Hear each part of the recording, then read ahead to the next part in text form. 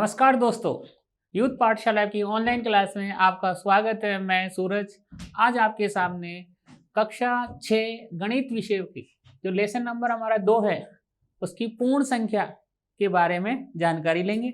उसमें हमने पिछली कक्षा में जो एक्सरसाइज थी इसकी 2.1 वो कंप्लीट कर ली थी।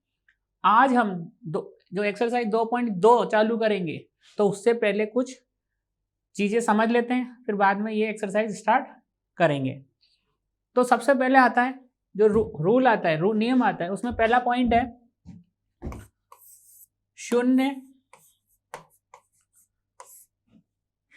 शून्य द्वारा विभाजन।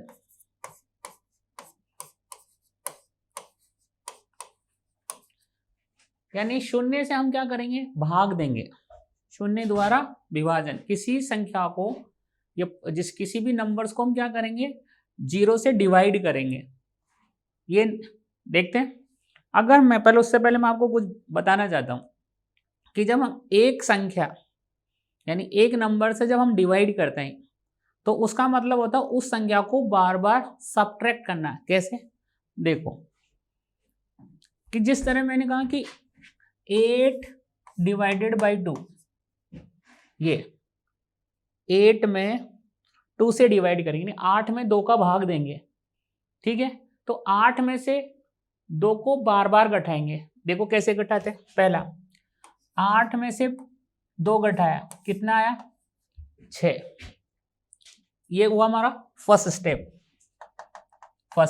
ध्यान से समझना, ये फर्स्ट स्टेप हो गया। दूसरा स्टेप, ये 6 है, 6 में से फिर 2 को माइनस किया तो कितना हुआ, 4। ये हो गया मेरा दूसरा स्टेप।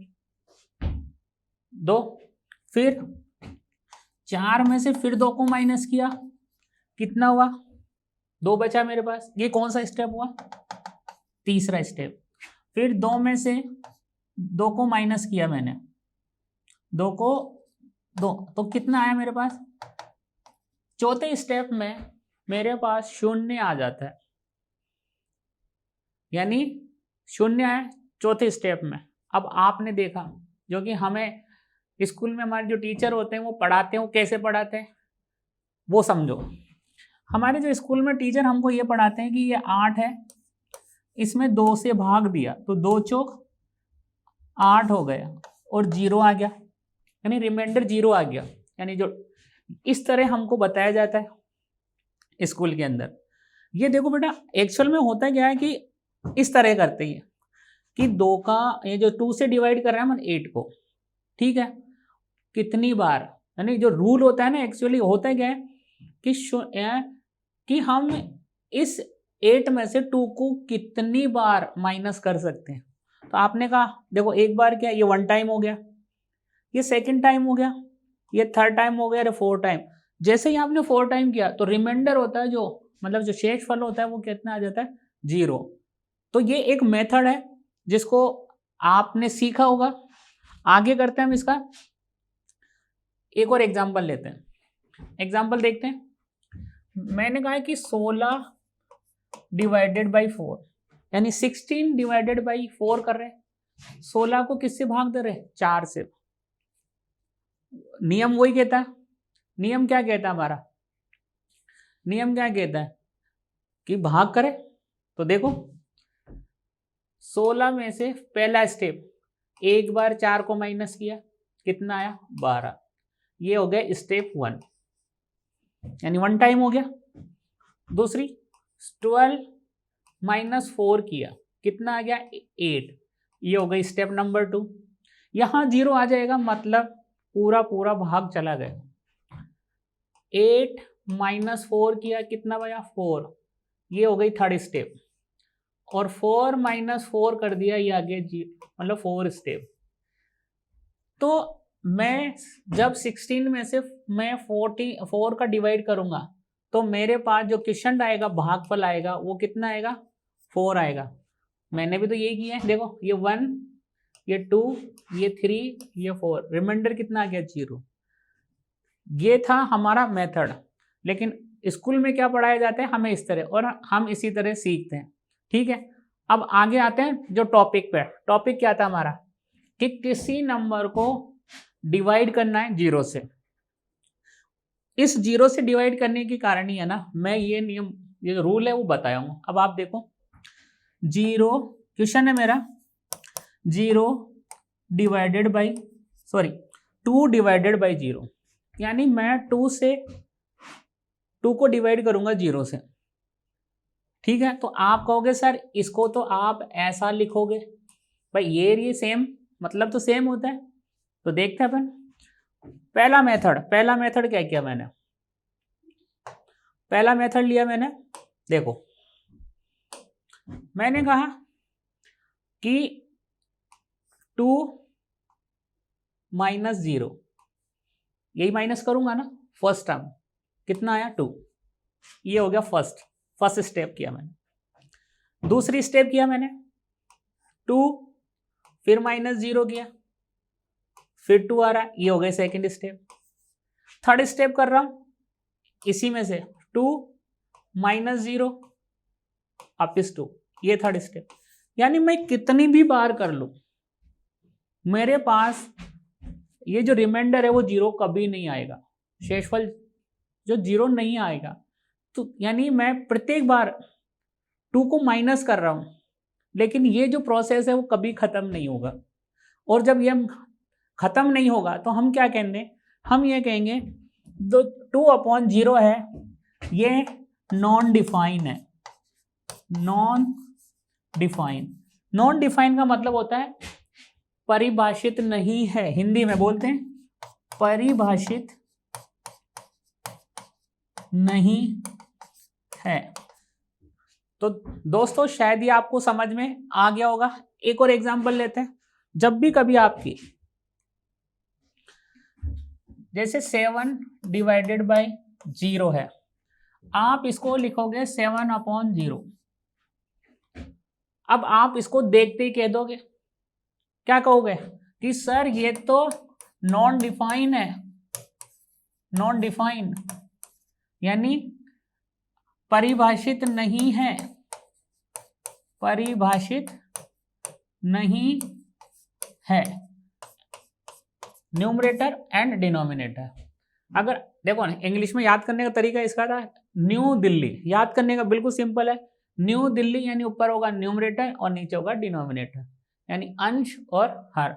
अब आपने देखा, आपने क्या देखा, आपने देखा ये डिनोमिनेटर में 0 है, तो आपका सीधा आंसर आ जाएगा कि यह मान अपरिभाषित है। रिजल्ट पे आता हूं कि जो पूर्ण संख्याओं का शून्य से विभाजन अपरिभाषित नहीं है, ये नहीं है, देख लिया आपने, शून्य से विभाजन परिभाषित नहीं है। फिर देख लेते हैं एक बार, मैं लास्ट की लाइन लिख देता हूं, नॉट पूर्ण संख्या, नॉट है ये स्टार है, इस पे मैंने क्या रिजल्ट निकाला, मैंने निकाला कि पूर्ण संख्याओं का जो पूर्ण संख्याएं हैं वो शून्य से विभाजन नहीं है। यानी पूर्ण संख्या को बोलते हैं हम होल नंबर। होल नंबर में जब हम 0 से डिवाइड करेंगे तो वो परिभाषित नहीं होता, यही तो है। इसको क्या बोला अपन ने, होल नंबर। होल नंबर अगर मैं क्या कर दूं, 0 कर दूं, तो आपका आंसर आएगा नॉन डिफाइन यानी परिभाषित नहीं है। आए दोस्तों, अब आगे देखते हैं अपन पूर्ण संख्याओं का योग और गुणन की क्रम विनिमयता। पहले योग पे बात करेंगे अपन। पूर्ण संख्याओं में हमने कहा एडिशन का मतलब होता है योग, इस पे बात करेंगे। और क्या करेंगे, मल्टीप्लीकेशन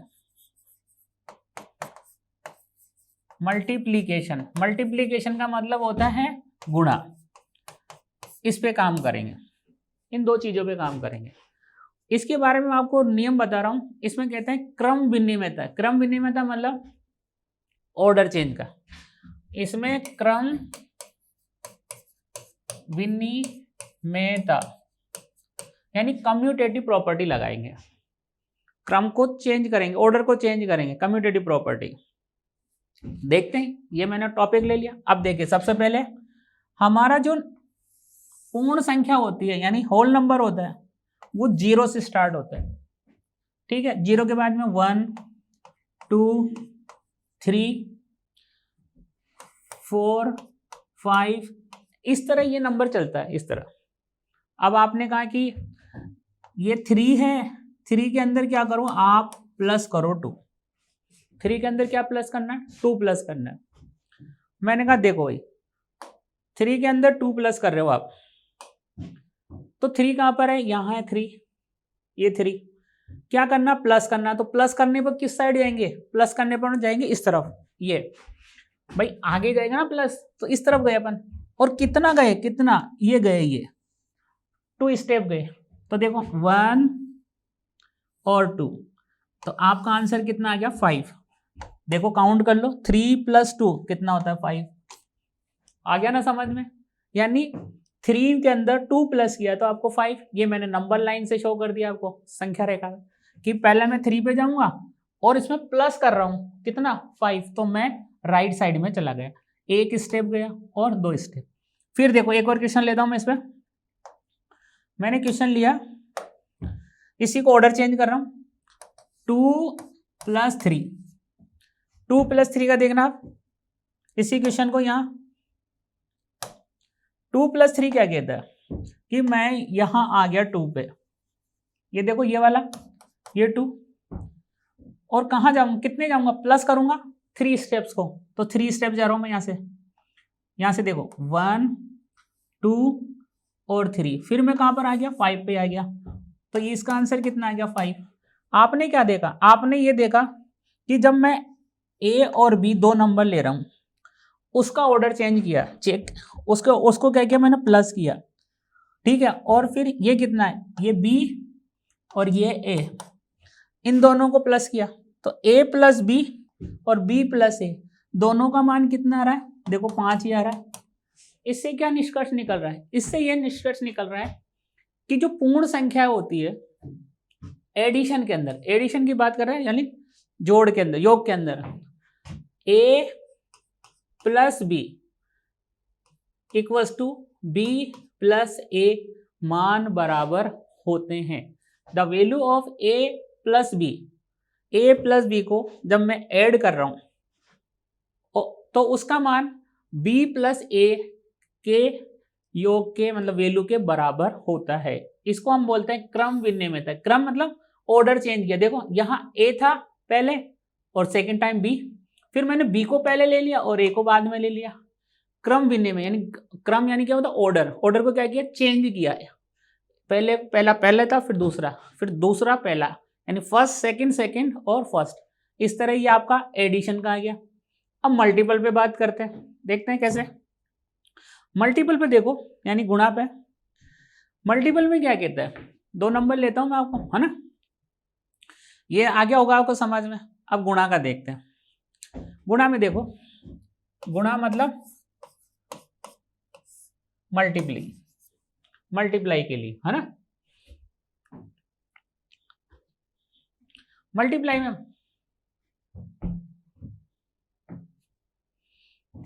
मल्टीप्लाई के देखो, मल्टीप्लिकेशन के लिए मैंने एक नंबर लिया 4 और दूसरा लिया 5, 4 और 5 ये नंबर ले लिया मैंने, ठीक है। अब देखते हैं, इसको मल्टीप्लाई करना है मेरे को, ये मल्टीप्लाई किया मैंने, कितना हुआ, मल्टीप्लाई किया तो मल्टीप्लाई करने पर आप कहोगे सर ये हो गया 4 × 5 = 20, ये 20 हो गया, दोनों पूर्ण संख्या है।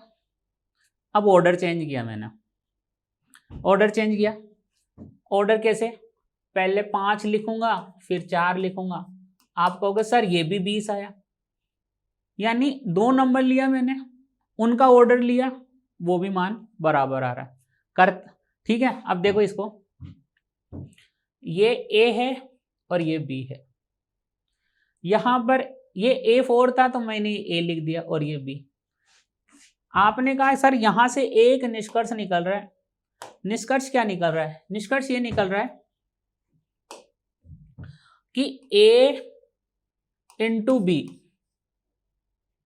जो कोई मान है यानी 20 है, और ये जो b गुणा a है ये भी 20 है, यानी जो मल्टीप्लीकेशन में मैं क्रम विनिमय लगा रहा हूं, यानी कम्यूटेटिव प्रॉपर्टी फॉलो कर रहा हूं। क्रम विनिमय को बोलते हैं कम्यूटेटिव, ठीक, यानी क्रम को चेंज करना। ए बी था तो मैंने बी ए कर दिया। ए और बी का जो मल्टीपल है या गुणा है वो 20 आ रहा है। यहां पे देखो ए और बी का गुणा कितना 20, और बी और ए का मल्टीपल भी वो भी 20 आ रहा है। तो क्या रिजल्ट निकला? रिजल्ट ये निकला कि A cross B equal to B cross A होता है, और इसे हम कहते हैं क्रम विनिमय यानी कम्यूटेटिव प्रॉपर्टी, कम्यूटेटिव क्रम विनिमय। ठीक है, अब इससे पहले जो किया था कम्यूटेटिव प्रॉपर्टी ऑफ एडिशन, यानी क्रम विनिमय योग के लिए। ये कम्यूटेटिव प्रॉपर्टी है किसके लिए है? मल्टीप्लीकेशन के लिए। तो दोस्तों आपके ये समझ में आ गया होगा कि जब a प्लस बी करता हूं तो आता है b प्लस ए पूर्ण संख्याओं के लिए, और जब मैं a क्रॉस b कर रहा हूं वो भी b क्रॉस a आता है, मतलब मल्टीपल के लिए। ठीक है, तो ये दोनों आपको एग्जाम्पल समझ में आ गए होंगे। ठीक है, आगे देखते हैं। अब कुछ चीजों को हम और अच्छी तरह डिफाइन करते हैं। कैसे करते हैं वो देखो। मैंने कहा कि हमने योग कर लिया पूर्ण संख्याओं के लिए, गुणा कर लिया यानी मल्टीप्लाई कर लिया, लेकिन एक रह गया चीज। वो क्या रह गया? व्यकलन, मतलब सब्स्टिट्यूशन, मतलब आप कहते हो उसको सब्ट्रैक्शन। वो कैसे? देखो ध्यान से, सब्ट्रैक्शन है ना, सब्ट्रैक्शन, इसको प्रूफ कर रहा हूं मैं। सब्ट्रैक्शन जैसे मैंने कहा a माइनस बी, समझना ध्यान से, b माइनस ए, यही हुआ क्रम विनिमय के लिए। एडिशन का कर लिया, जोड़ का योग का कर लिया, मल्टीप्लाई का कर लिया, सिर्फ एक सब्ट्रैक्शन रह गया और डिवाइड का रह गया। तो ये देख लेते हैं। मैंने यहां कोई भी नंबर ले लिया 2 और ये ले लिया 3, तो हमने कौन सा साइन है माइनस का, ये माइनस लगाया, तो मान कितना आ गया? माइनस का 1, क्योंकि माइनस बड़ा है। इधर किया अपन ने, देखो फिर मैं आपको बताता हूं, a बराबर मैंने लिया 2 और b बराबर लिया मैंने 3, यहां लिया 3 और यहां 1, यहां 2, कितना मान आ रहा है? 1 आ रहा है। यानी a माइनस बी कर रहा हूं तो माइनस 1 आ रहा है, और b माइनस a कर रहा हूं तो 1 आ रहा है। मतलब दोनों मान बराबर नहीं आते। क्या मतलब निकला? कि जो पूर्ण संख्याओं के लिए ये जो सब्ट्रैक्शन मेथड होता है इन क्रम विनिमय के लिए वो लागू नहीं होता है। तो इसको हम बोल रहे हैं नॉट एप्लीकेबल, नॉट एप्लीकेबल, ये याद रखना, नॉट एप्लीकेबल। अब डिवाइड वाला भी देख लेते हैं। ठीक है, तो आपको बिल्कुल कंफर्म हो जाएगा ये सब्ट्रैक्शन के लिए कि जो क्रम विनिमय का होता है यानी कम्यूटेटिव प्रॉपर्टी, सब्ट्रैक्शन के लिए नॉट एप्लीकेबल। कर दिया अपन ने, a माइनस बी किया, a minus B is not equals to b minus a। क्यों? क्योंकि इसकी वैल्यू तो -1 आ रही है और इसकी वैल्यू 1 आ रही है, जो कि इक्वल नहीं है, बराबर नहीं है। ठीक है, आगे देखते हैं। डिवाइड के लिए भी देख लेते हैं, है ना। डिवाइड के लिए, अच्छा दूसरी बात ये थी, हमने सब्ट्रैक्शन के लिए कर लिया। ठीक है, डिवाइड के लिए करते हैं। डिवाइड क्रम विनिमय का, तो डिवाइड क्या कहता है? डिवाइड के लिए देखो, डिवाइड मतलब ये वाला डिवाइड ऐसे लिखते हैं अपन। मैंने a कोई नंबर ले लिया 6 और b नंबर ले लिया 3, यहां रखता हूं मैं 6/3। क्रम विनिमय मतलब ऑर्डर चेंज किया मैंने। ऑर्डर कैसे? b/a, तो 3 बाई कितना हो गया 6, अब आपने कहा कि सर 3 1 जा 3 है और 3 2 जा इस तरह काटा, यानी 3 एकम 3 3 दूनी 6, आपका आंसर आ गया 2। इधर किया 3 एकम 3 3 दूनी 6, तो आपका आंसर ही आ गया 1/2, यानी 1/b, यहाँ b/a ये किया आपने, ठीक है। तो अब देखो इसका मान कितना, इसकी वैल्यू कितनी, इसकी वैल्यू आ रही है 2 और इसकी वैल्यू है 1/2। अब आपको देख रहे हो कि ये जो वैल्यू है वो इक्वल नहीं है, यानी जो इक्वल है वो नहीं है, तो हम कहते हैं डिवाइड के लिए क्रम विनिमय का, यानी पूर्ण संख्याओं के लिए जो डिवाइड है यानी विभाजन है, यह नियम लागू नहीं होता है। क्लियर है? यानी हमने क्रम विनिमय के लिए क्या क्या कर लिया, योग कर लिया, एडिशन कर लिया, सब्ट्रैक्शन कर लिया जो कि लगता नहीं है, मल्टीप्लिकेशन यानी गुणा जो लगता है, ये डिवाइड कर लिया जो कि एप्लीकेबल नहीं है। यानी दो एडिशन यानी योग, मल्टीप्लिकेशन यानी गुणन क्रम विनिमय के लिए पूर्ण संख्याओं के लिए लागू होते हैं और ये दोनों नहीं होते। आगे देखते हैं, क्रम विनिमय के बाद में आता है सहचार्यता। देखो सहचार्यता में क्या होता है, इसको हम बोलते हैं एसोसिएटिव प्रॉपर्टी, सहचार्यता या एसोसिएटिव। हम बात करेंगे एडिशन और मल्टीप्लिकेशन यानी योग और गुणन के लिए। देखो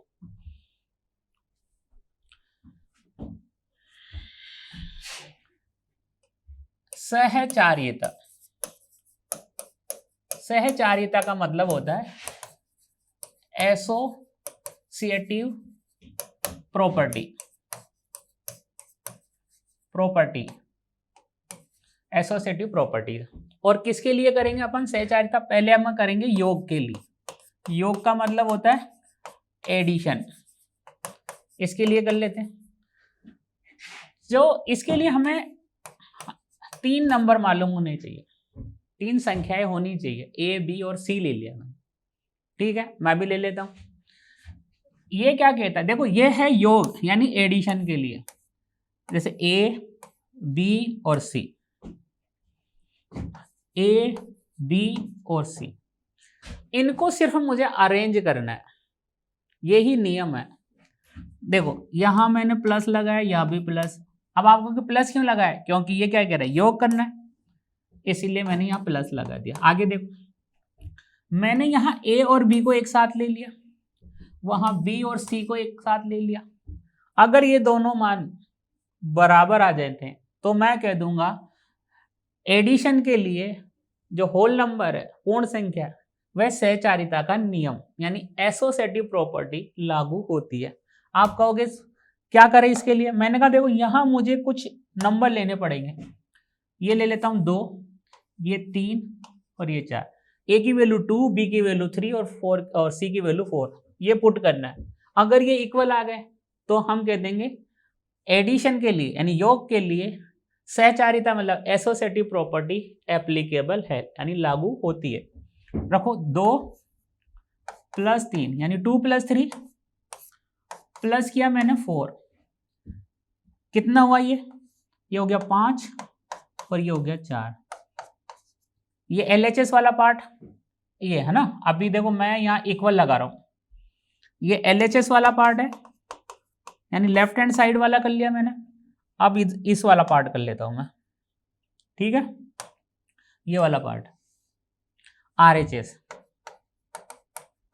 ये RHS पार्ट किया। देखो ये लिया 2 प्लस बी कितना है 3 + 4, आपने जोड़ा कितना है 2 + 3 + 4 कितना हुआ 7, टोटल हो गया 2 + 7 9। ये भी 9 है, ये भी 9 है, यानी LHS और RHS दोनों इक्वल है। तो मैं ये कह दूंगा होल नंबर के लिए, होल नंबर में एडिशन यानी योग में सहचारिता का नियम लागू होता है। क्लियर है? ये योग के लिए कर दिया मैंने, एक बार आप देख ले।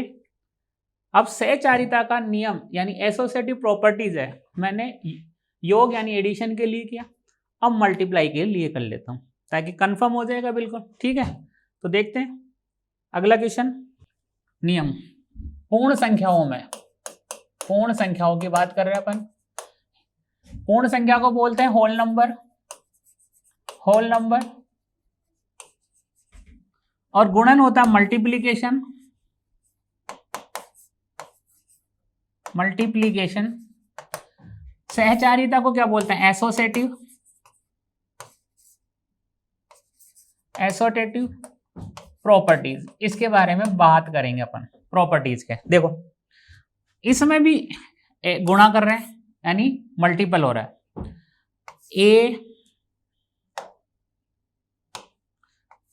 ए बी सी, 3 नंबर ही लेंगे।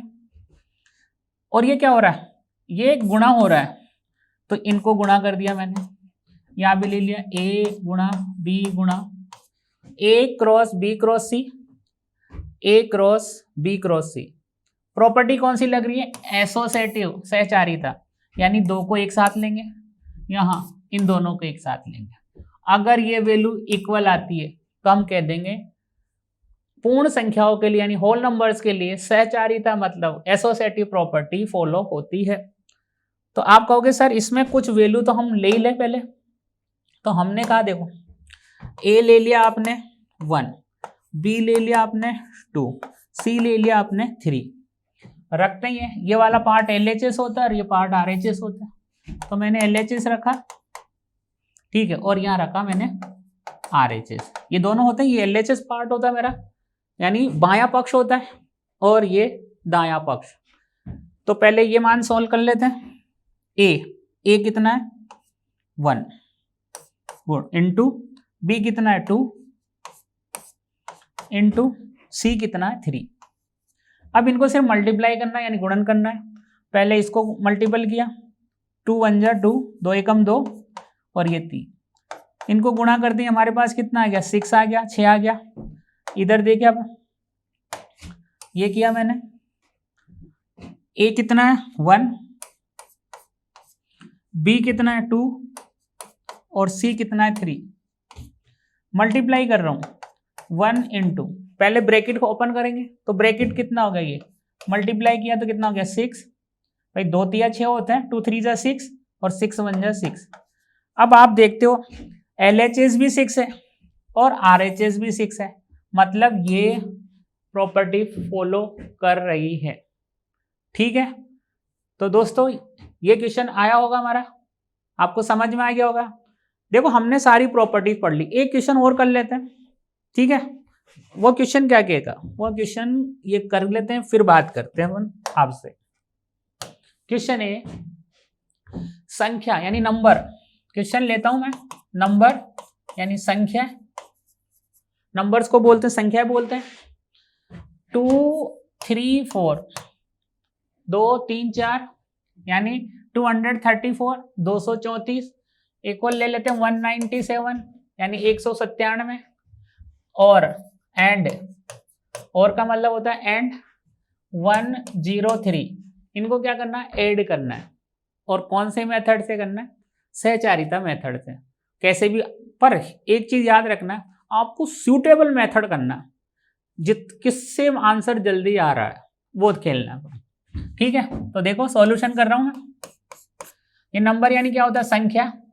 कौन से संख्या है? नंबर ये 234, 197, 103। इनको मुझे ऐड करना है, तो देखिए आप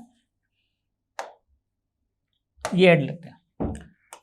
234 प्लस 197 प्लस 103। मैंने क्या किया? इनको एक साथ ब्रैकेट में रख लिया ब्रैकेट में। अब आप देखो 234 प्लस, इनको जब मैं ऐड कर रहा हूं, जोड़ रहा हूं, तो कितना आ गया? 7 और 3 10। एक हासिल का 3 और 1 सॉरी 9 और 9 और 0 9, लेकिन एक हासिल का था, कितना हो गया? 10। फिर एक हासिल का बचा हुआ है, वो एक और ये एक मिलकर कितना बन गया? 2, लेकिन एक और हमारे पास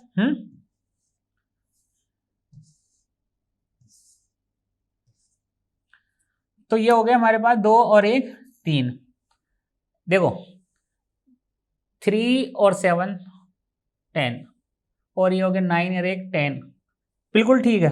अब देखें इनको जोड़ा अपन ने, ऐड किया, तो ये 4 और 0 कितना हो गया 4, 3 और 0 कितना हो गया 3, और 2 और 3 कितना हो गया 5, 536 यानी 534 ये मान आ गया।